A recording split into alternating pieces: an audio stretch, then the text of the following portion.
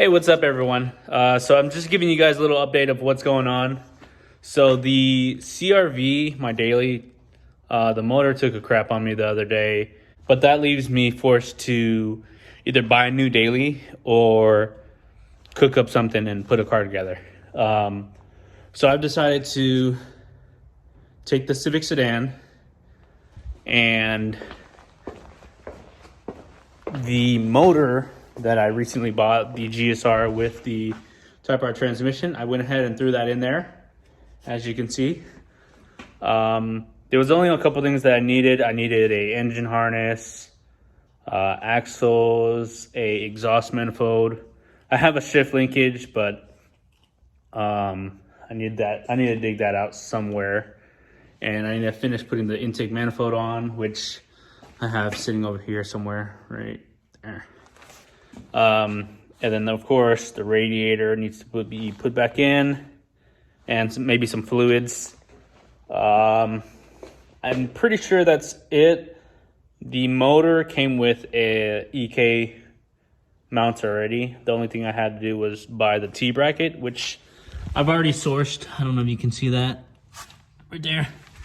So I just got back from driving about an hour, and I was able to pick up the stock exhaust manifold, and it's actually relatively clean.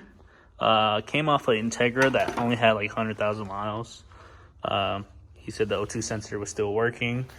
I just got back from picking up these Integra axles with a 2000 EM1 SI engine harness, along with this Hasport shift linkage. I thought it was a DC2 like gold Type R shift linkage, but it's just a Hasport. But it was okay because he gave me a relatively good price, and he actually gave me the axles for free.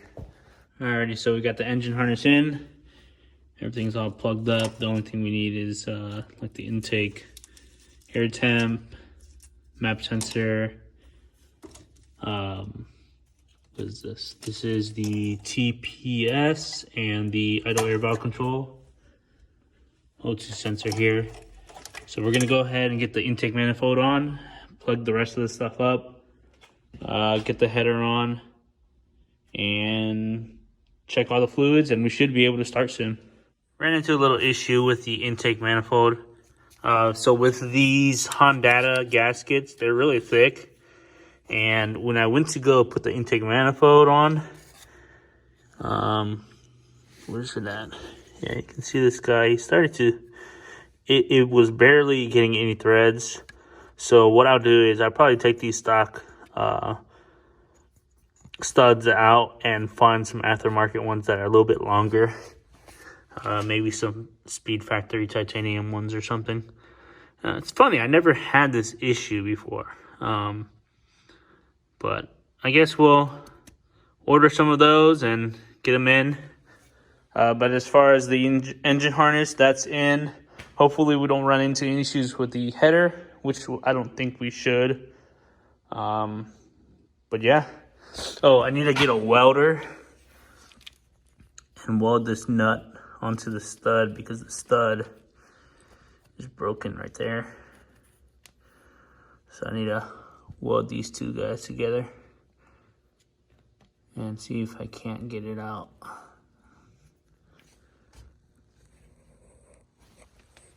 So another thing that I've noticed is I was looking around trying to hook up my heater hose, and so the factory D series would go somewhere right here where there's got two ports, but this one on the GSR, one goes to the intake manifold, one goes to the coolant tube, and I believe on the GSRs, they come over here.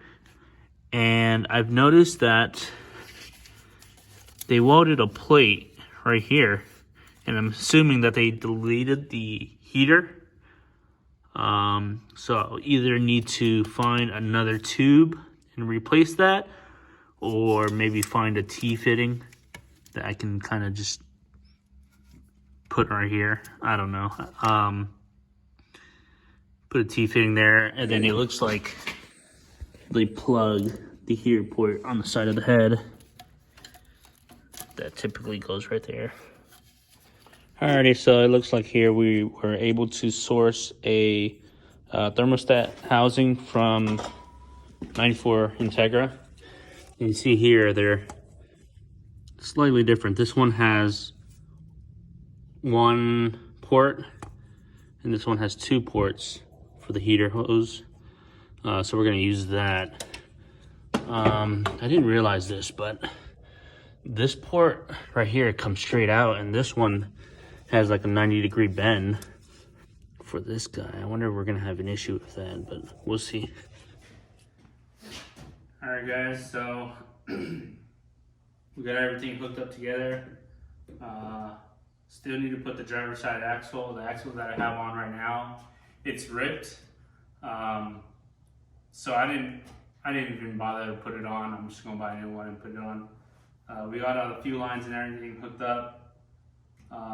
Still need to get a new idle air valve controller. The idle's a little funny. Still need to put a radiator in it. So I'm just going to do a quick start, make sure everything is kind of running properly, everything's hooked up properly. Make sure there's no fuel leaks or anything like that. So I'm gonna prime it a little bit and see what happens.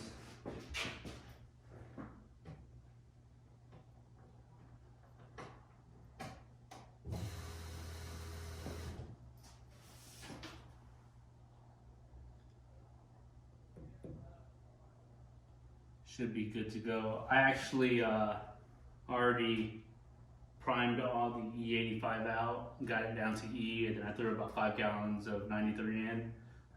So you'll probably have a little bit of E85 left, but it won't hurt the motor. So it looks like there's no leaks. Let's go ahead and start it.